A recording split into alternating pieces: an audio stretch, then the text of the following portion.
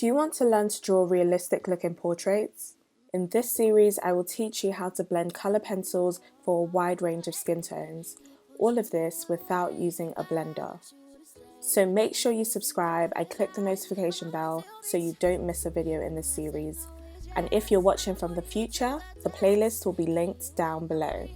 In this video, I'll show you how I combine pan pastels and colour pencils to create different skin tones. So grab your tools and come and draw along with me. So the sketchbook I'm going to use is the De La Rowney pastel paper.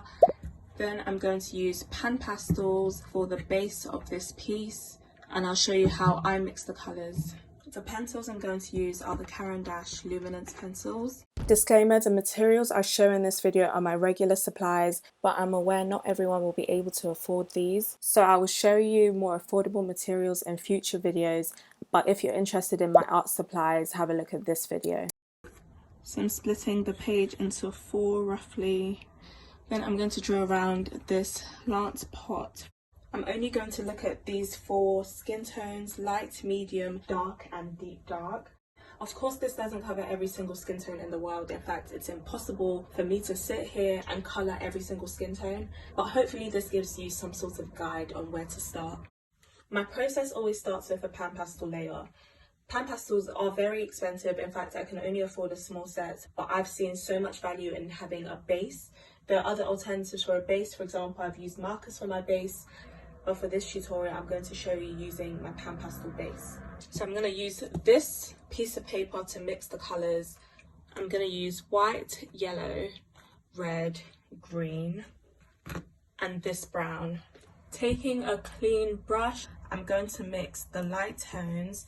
So I'm putting down some white. I've got a little bit of yellow, and then I'm going to take a dot of red, and it gives like a nice blush tone. Add a little bit more of white, a bit more yellow, and I'm going to add a tiny dot of green. I'm going to have my lightest colours over here, and then I'm going to go increasingly darker down here. So because I've got this tinge of green, I'm going to start down here, just putting down my colour. Then I'm going to go with the white, which is the lightest tone, and I'm going to start that over here. And that green gives you the nice veiny kind of colours that you have with light skin. And I'm just going back in with the yellow and white, adding a dot of red. The dot of red is what makes it look somewhat skin-like. And so I'm always going back into this test sheet. So going down towards the shadowed bit, I'm just going to add the colour that I've got, and the green makes a nice natural shadow. And as you can see, Caucasian skin isn't just a beige, because there's so much depth that actually goes into it. And it's got a very green circle right now, but don't worry, that always works well for the undertone. I've got some pinks in here that just provide more depth. And I'm just going to go around the edges, and you can see that what used to be a very opaque green now just kind of seeps through as a nice natural veiny undertone. I'm going to use this brown for the darkest shadows, and the good thing is pan pastel can be erased, so it's fine that I'm over the line. So you can really see the greens, you can see some of the warmth, and you can see the natural fleshy kind of colour. Next for medium, it's kind of on the same notes as light, but I'm going to swap out this yellow that I've got for a richer yellow, and then I'm also going to swap out the green for this purple. I'm also going to include this khaki green. I'm going in the actual highlight section, starting with those colours. Then I'm going to add this rich yellow to the actual page. And you can see the pan pastels are very, very well pigmented. I've got some red on the brush as well, which I'm going to continue to add. Now I'm filling the rest of the shape with this colour, because this forms a nice base for this skin tone. Then I'm going to add a tiny bit of this khaki. This khaki green is going to form a really nice undertone for the shadows of this piece. I'm going to add a tiny bit of red just to give it a little bit more depth. If you don't know already, I despise using black for skin shadows. I think it's such a cop-out. because there's so many values that actually represent the shadows and the skin so much better than using black.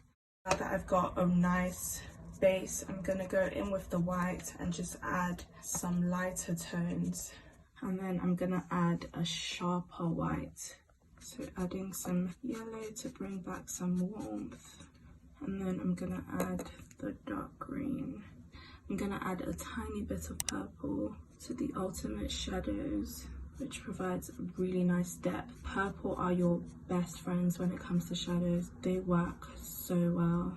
So here is what I've got for medium.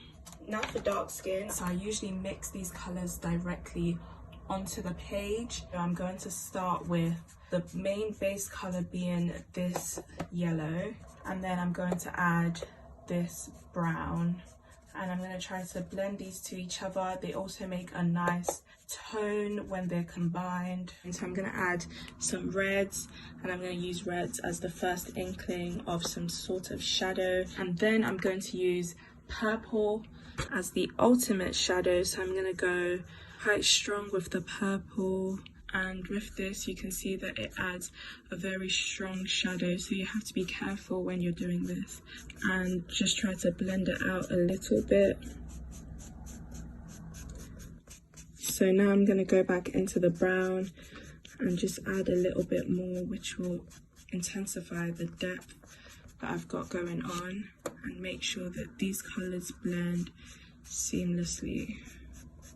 So here's what I've got so far. I've got a nice brown blend. You can see that I didn't add any white. It's so unnecessary to just be putting excess white. It makes the black people you're drawing look ashy. You need to use the right light colors. I'm not saying you won't use light colors, but when you're actually mixing the skin tone, it needs to be as rich as possible.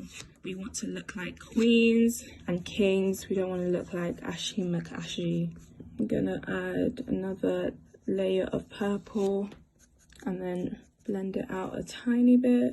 And yeah, there's a lot more I can put into this. I can add some reds to deepen the brown, and I've got some of this blue, but for the highlight part I'm gonna add a little bit of white just for the sharpest highlight. And now for deep dark, and this skin color seems to be skipped a lot. People just kind of stop here and they're like, yeah, that's it. We've got some cute darkies, and one of them, we deserve representation too. So I'm gonna start with what would be a mid-tone from the dark that I just used, using this brown. And I'm gonna mix some yellow in there, and I'm applying it by patting down. Next, I'm gonna take the darkest brown I have, and I'm gonna go deeper. And you can see that this dark brown, if I'd used that alone for the shadow for this, you can see that the purple made a deeper and richer shadow. So please don't be using brown or black for your shadows. Now I'm gonna add some of the khaki green. That will form a nice mid-tone kind of shadow for this one. And then we're going to go into the richness of the color. We want a very nice rich purple for the actual skin tone. So I'm going to go quite strong with the purple, because this purple just makes a really rich brown. And it's kind of hard to explain, but it's one of those where when you see it, it's like, yes, how else would I have made this color? So I'm going to feather it upwards.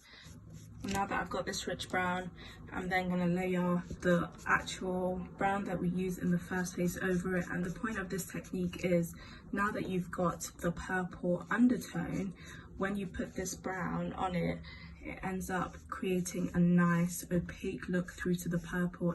This is a very rich dark brown that wouldn't be achieved just by using the colors that the set gives me. So for the highlights, I'm going to take a tiny bit of white, and then for the deeper shadows, I'm actually going to take this blue. So I've got quite a bit on the brush down the perimeter of this shape, and you can see, blending that out, this forms such a nice deep color for the shadow. And that concludes the deep dark. I'm cleaning up the edges with a regular eraser on the back of a pencil. And that concludes the pan pastel base. It's great to just cover the area, and now we can go in with colour and pencils for more detail. But before that, I'm going to use hairspray as a fixative.